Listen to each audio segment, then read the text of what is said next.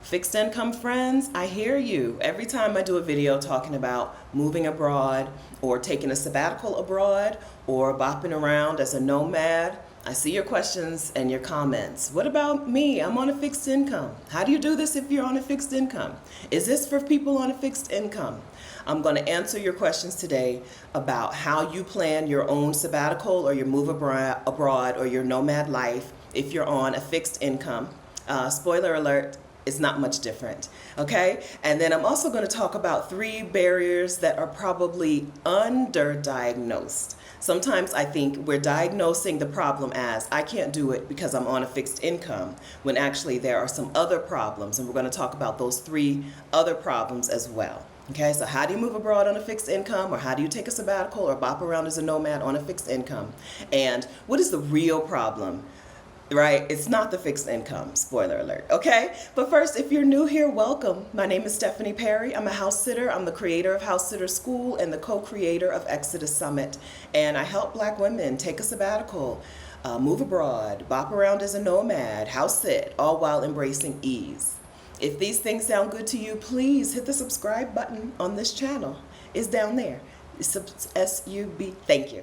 Subscribe to the channel and then turn on notifications. Ring that notification bell so that you will be notified when I post a new video or when I go live. Welcome. All right, so I'm house sitting in San Jose, Costa Rica. The dogs are being very good. And so let's talk today about this question of how do you do X when you're on a fixed income? First, let's address what people usually mean when they say fixed income, okay? Normally that means I'm on Social Security or a pension or sometimes even alimony. I'm receiving a chunk of money. It's going to be the same chunk of money every month. And so we call that a fixed income.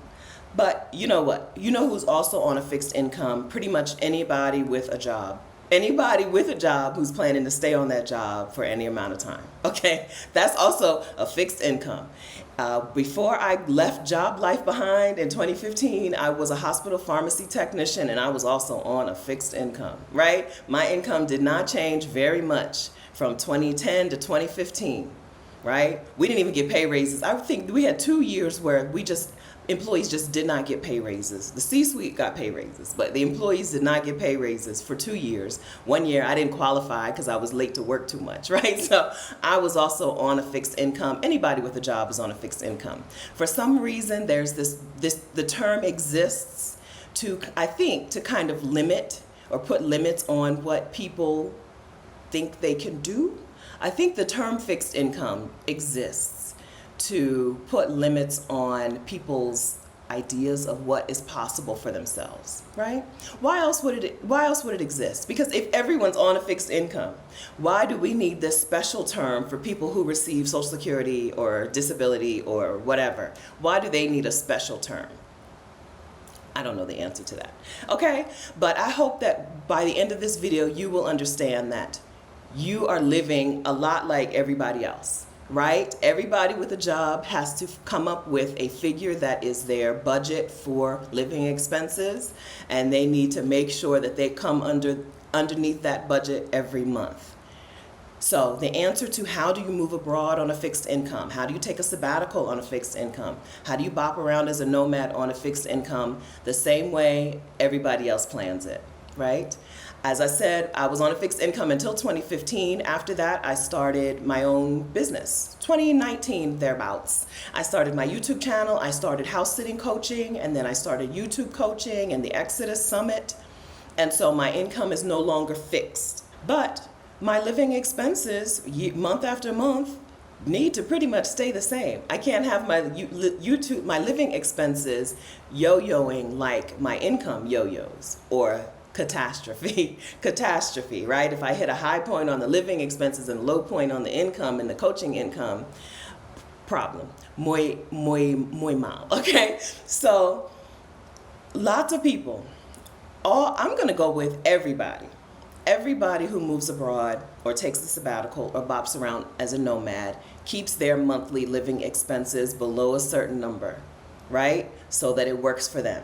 So fixed income friends, it's the same, right? It's the same. Every video that I make where I talk about house sitting, sabbaticals, moving abroad, Same information, okay? You're going to work through the same processes that everyone else is going to work through. Some of you even probably have more security because a person whose income is solely based on a job may fear losing that job, but I don't think y'all fear losing Social Security, losing your pension, losing whatever your fixed income is. You probably aren't afraid of losing it. So you get to breathe a little bit easier. So we talked about what a fixed income is. Let's talk about how you move abroad with a fixed income. You need to come up with a budget for your living expenses. Most people start in that direction. Most people start with, what is my living expenses budget for the month? Not how much money total do I get every month, right? But how much do I want to spend every month on living expenses? What is that number? And then where can I live comfortably on that number? Comfortably is relative. Comfortably is what you say it is, right? But how can I live on that number? Where in the world? Good news is you don't have to guess. You don't have to guess where that money will stretch, right? Where that money will go the furthest for you. There are cost of living calculators on the internet where people share what they pay for things and tell you what you should expect to pay for things and places. Cost of living calculators and communities for expats. Communities for people who have moved into a place are also wonderful places where people are sharing those numbers. They're telling you very clearly how much they pay for stuff. So once you figure out your budget, once you figure out how much you need your living expenses to be or be under, next question is, okay, where can I live on that amount? If you get the Work From Anywhere toolkit, which of course I've linked to in the description of this video, if you get the Work From Anywhere toolkit, which is a free download, you will get links to my favorite cost of living calculators, Numbeo, The Earth Awaits, and Nomad List. I actually pay for Nomad List. These cost of living calculators are just websites where people report how much they pay for stuff. So if you want to know how much people are paying for a 1-bedroom apartment in the city center in a place, how much they're paying for a 3-bedroom house out of the city center, these cost of living calculators have that information. Remember that cost of living calculators are just regular people reporting their numbers. It's not people necessarily who are trying to live on a strict budget. And so just because someone reports that this is what they're paying doesn't mean you can't get something for less. This is why we want to make sure that we are in community with people in the places that we want to move to. But I think I'm getting ahead of myself. Get your cost of living calculator links inside of the Work From Anywhere toolkit at exodussummit.com/toolkit. exodussummit.com/toolkit, and in that free download you'll be linked to some cost of living calculators. Take some time, play around with some numbers. Okay, the other place that you're going to want to fish for information is right here on YouTube. Right, you're in the right place. YouTube is full of people telling you what their life is like in a certain city.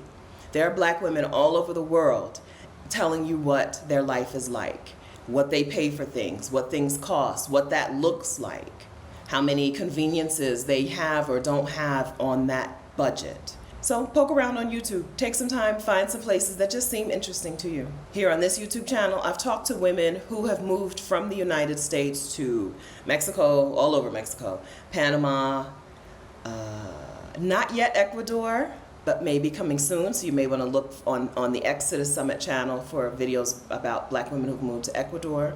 Of course, Portugal, Rwanda, South Africa, places. All of the places that you might have already been thinking about. On YouTube, you'll find some Black women sharing their experiences in those places.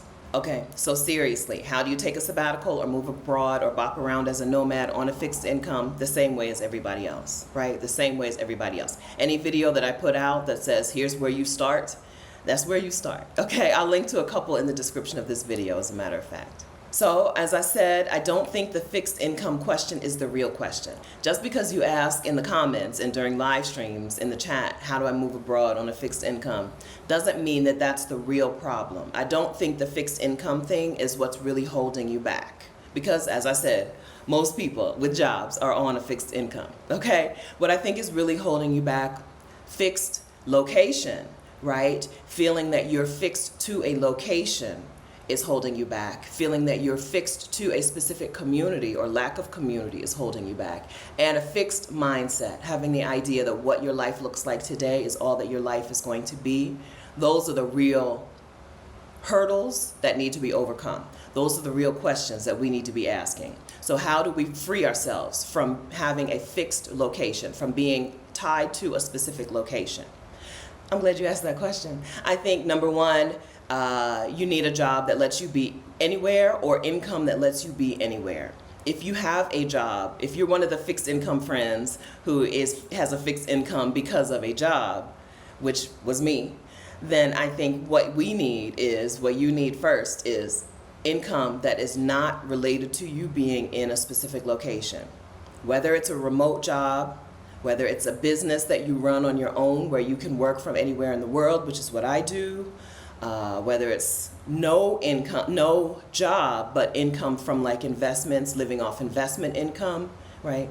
Freeing yourself from being in a fixed location and giving yourself location freedom is the real hurdle to be overcome. I've seen this done a whole lot of ways, but let me tell you how I did it, okay? I started my YouTube channel in 2019, and I started coaching, house sitting coaching that same year. By 2020, I also had Exodus Summit. I was hosting a virtual summit, and in 2021, I also started YouTube coaching people on how to start and grow their own YouTube channels. The income that I make from those things give me location freedom. These are things that all I need is good internet, right? Good Wi-Fi and a computer. And I can do these things from anywhere in the world. Location freedom has changed what is possible for me. And I think that that is the thing that we should be taking full advantage of. So fixed income friends who already have income, regardless of where you are in the world, take advantage of that. Use that. Use that money to be somewhere else. Somewhere else that gives you the things that you actually want in your life. I think having a fixed location is holding us back.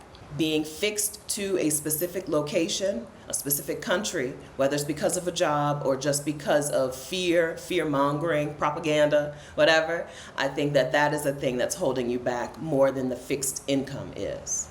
I also think that our fixed ideas of community are holding us back.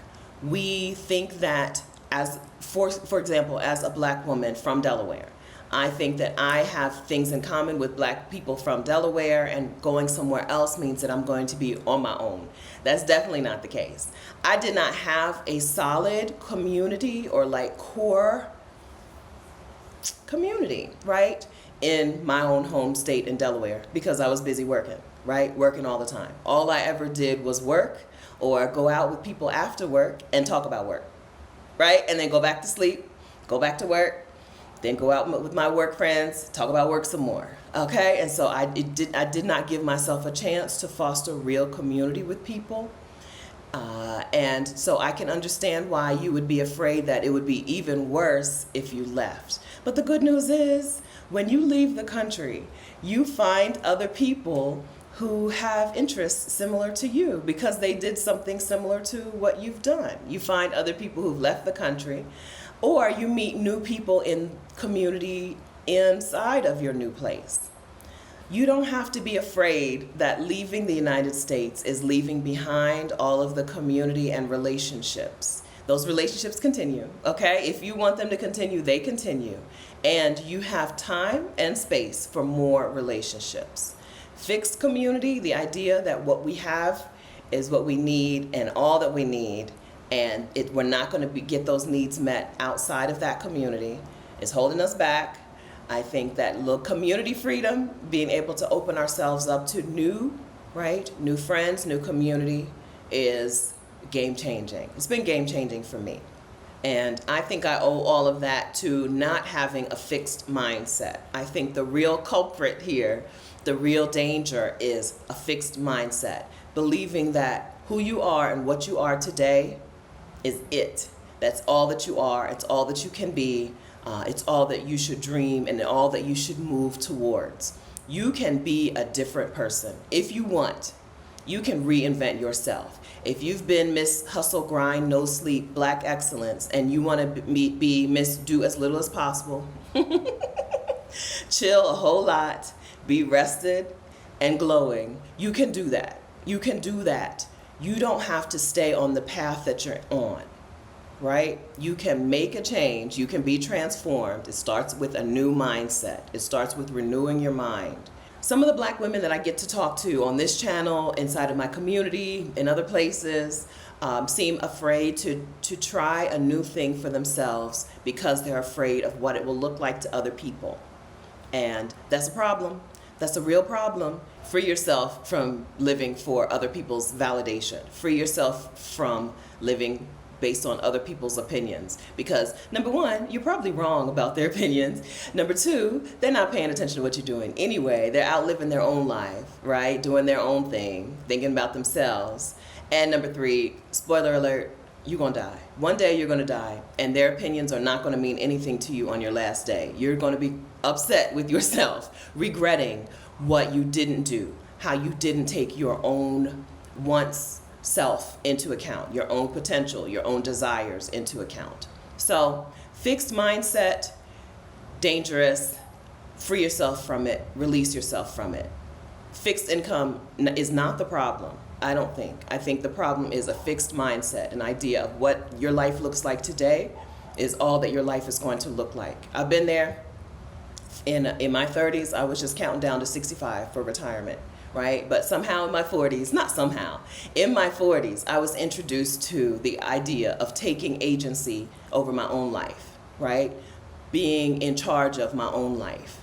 And part of that happened because I took a sabbatical. I took a break from work, I traveled around, and I had free time to just think and reimagine, dream, copy some other people, try some things on, see what I liked, see what I didn't like, and reinvent myself. This video is not about reinventing yourself, but I think the questions on, or I think the path of a sabbatical or a career break or a move abroad all lead you to uncovering parts of yourself that are not yet out in the world. Parts of yourself that don't get to see the light of day because you're busy at work.